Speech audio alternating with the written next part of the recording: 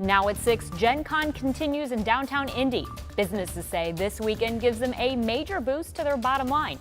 Plus, hundreds take part in a protest today at the State House, why organizers say they want state officials to hear from visitors. And weather is perfect across central Indiana. We're in the 70s now. We have a cooler night ahead. We'll let you know how long it's going to hang around. Live from Indy, you're watching 13 News.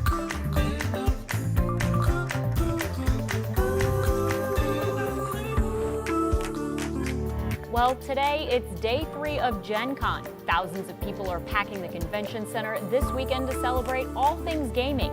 It's the largest annual event dedicated to table-time gaming in North America. It's not just the convention center seeing the payoff.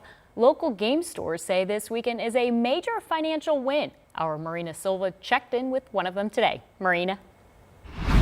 Whether you're into board games or trading cards, Gen Con is the place to be. But for local shops downtown Indianapolis that live and breathe gaming, the convention not only brings players, but profit.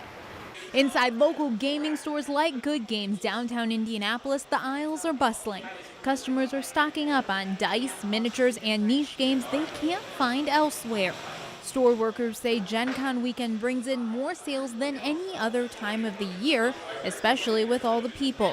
In fact, this year is record-breaking attendance. Honestly, we do better during Gen Con than we do the holiday season. We've had a couple people who couldn't make it in, couldn't get tickets because it's sold out, and they just stopped by here to get the experience. Employees tell me it's something they look forward to all year.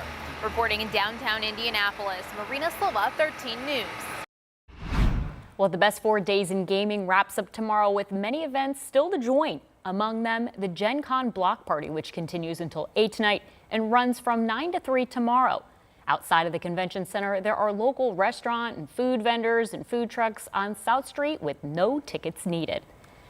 Well, local public broadcasting stations are responding to plans to shut down the Corporation for Public Broadcasting.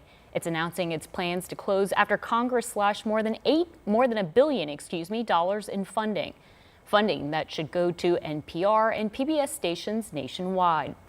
The president and CEO of WFYI sent 13 News a statement last night.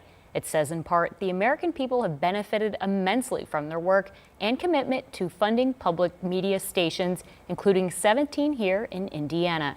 It went on to say today's news will make it much harder to serve these audiences. The Corporation for Public Broadcasting says it will help local stations plan for smaller budgets. It's not clear how many people in total will be laid off. Today, hundreds gathered at the State House to protest the Trump administration and cuts made at a national level. Our Anna Chalker spoke with organizers about how this event was different from previous protests. This protest is part of a nationwide effort through 5051, and they wanted to make this one different by attracting the thousands of people that were already downtown for Gen Con.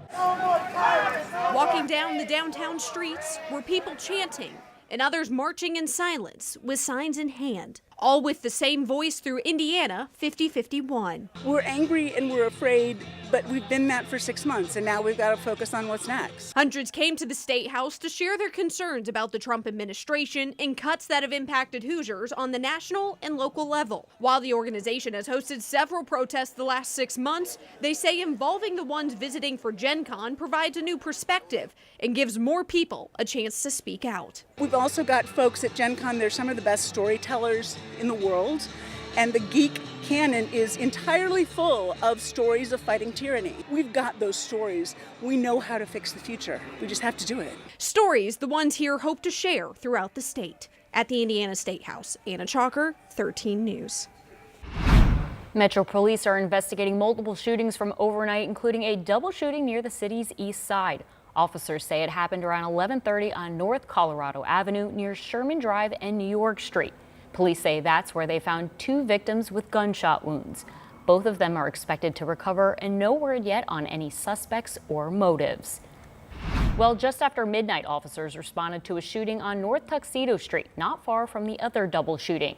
They found one person at the scene with a gunshot wound. Then, about 30 minutes later, Metro Police say a person walked into Community East Hospital with a gunshot wound. We're told both victims are expected to recover. We'll keep you posted as we learn more on all of these shootings. A person is dead in Kokomo after a police-involved shooting this morning. Kokomo police said it happened near East Boulevard and Home Avenue.